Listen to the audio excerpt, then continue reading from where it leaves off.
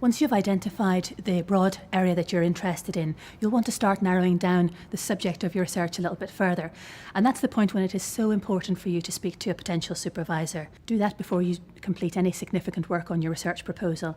For a number of reasons, it's so important to speak to a supervisor.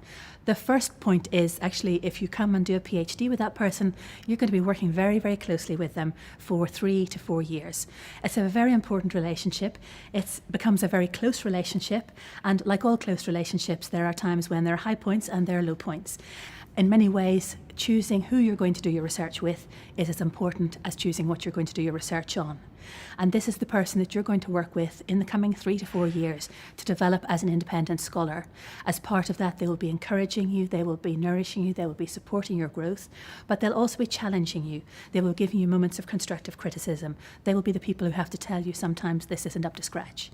And they'll always work with you to get through that and to improve your work to the right standard, but bear in mind you want to be able to work with this person. So on a personal level, that's one very good reason for speaking to a supervisor.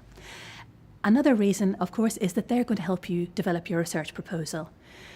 Many of you will not have had to produce any sort of research proposal previously.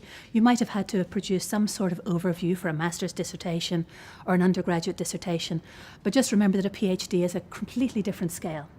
And very often when I have students approaching me who want to come and do a PhD, what I find usually is that the idea that they have is absolutely huge. It's a lifetime's work. Either that or it's extremely vague. They have a sense of, I'm vaguely interested in urban culture in post-conflict societies, for example. But they're not quite sure how to articulate that into a clear, well-focused research proposal that is based on concrete research questions. So the point is you get in touch with your supervisor, you talk to them about the broad area that they're interested in. They will work with you to try to tease out further what precisely you're interested in. They're also the people who understand what the state of research is already in that area.